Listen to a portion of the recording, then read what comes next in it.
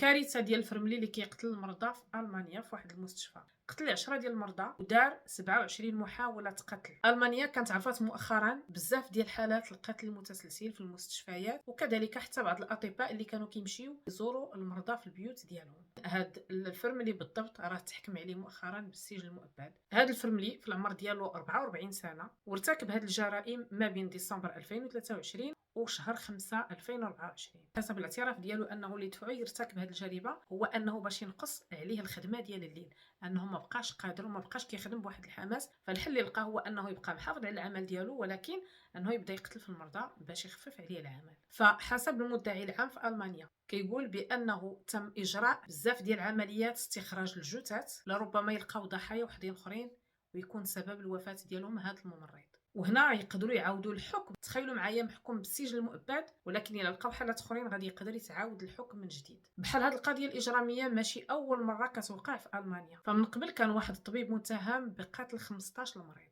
وتحكم مؤخرا في جويلية 2025 وفي العمر ديالو 40 سنه. الاعمار ديال الضحايا ديال هذا الطبيب كانوا ما بين 24 و 95 سنه. هو كان نورمالمون كيمشي كيداويهم في الديور ديالهم. من بعد ملي كانت كيدير هاد الجرائم ديالو كان كيشعل العافيه في الديور باش يغطي الجريمه ديالو. ممرض واحد اخر كان تحكم عليه في 2019 بالسجن المؤبد، كان متهم بقتل 85 مريض في جوج ديال المستشفيات في المانيا. وحسب الاطباء النفسيين كيقولوا بان هذا الممرض بالضبط اللي سبب الوفاه ديال 85 واحد كان فعلا كيعاني من اضطرابات نفسيه صارمه. واش ما كانت شي ملاحظه ديال الزملاء ديالو؟